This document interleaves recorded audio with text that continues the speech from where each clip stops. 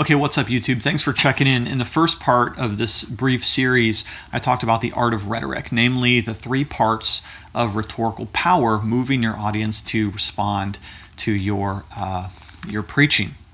Talked about logos, pathos, and ethos. Now what we're going to do is we're going to dial in on a couple of those. We're going to focus on logos in this video. Logos is the content of your preaching. If you don't have good content, you are going to be very unlikely to be able to move your audience to action. And when people hear preaching that lacks good content, of course they're going to tune it out as boring or irrelevant. So how do you do that? Well, to be a preacher requires a great amount of study and preparation in advance. And I would simply tell you that if you don't have time to do good study and preparation for your preaching, you probably shouldn't be a preacher. I don't mean to sound condescending or anything like that, but it's true. Now, I realize, of course, that we all have email to respond to. We have social media pinging off our phone all day. We got to pick up our kids at the school. We've got somebody in the hospital we have to visit. All of that is granted without any dispute.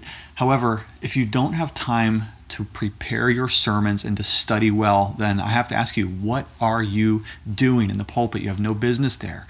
Because to be a preacher means that you are faithfully relaying a message that has already been given to you in the words of the scriptures themselves in the Old and the New Testaments of our Bible. This is why, for instance, my own tradition, the Presbyterian or Reformed tradition, requires seminary training. Okay, because we need to understand things about the language of Scripture itself. Of course, the Bible is not written in English, so there's Hebrew and Greek that we need to be familiar with. We need to be able to understand the history of the works of God's grace and redemption, so we need to have historical background knowledge. We need to be able to understand words, to be able to follow a logical argument as it's presented through an entire book of the Bible, let's say Romans, for instance.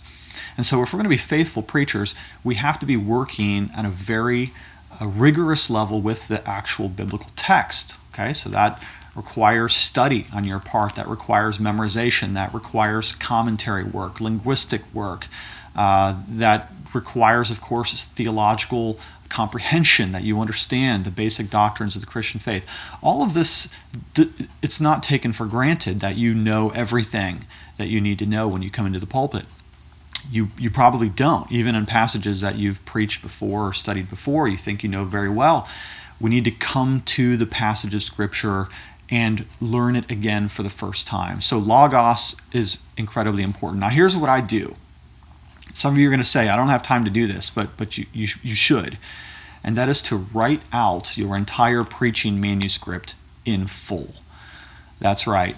I write it out in full because I think in a linear fashion when I'm writing, and many of you will likely do the same.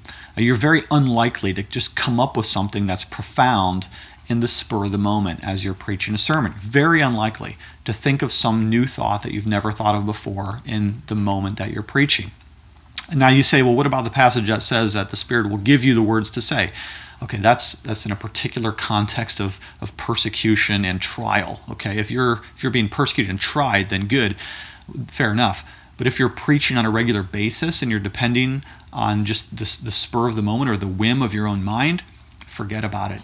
You need to study, you need to write, and you need to prepare in advance. Now, whenever I preach a sermon, I write out the entire thing in full, and I do not deliver it from the manuscript. You're going to see that in the next video when we talk about preaching memorator, from the heart. But really what I want to emphasize today is simply this. Look, the struggle for time is real, but if you're preaching before the same group of people week in and week out and week in and week out, it will become obvious before very long that your content is not developed from a rigorous thinking project that you have brought the fruit of into the pulpit itself. So that is the logos of preaching. In the next video, we're going to move on to the pathos, which has to do with delivering that manuscript, which you've fully written out, from heart, from the mind, from memory. Impossible, you say? Check into the next video. I'll show you how it's done. Thanks.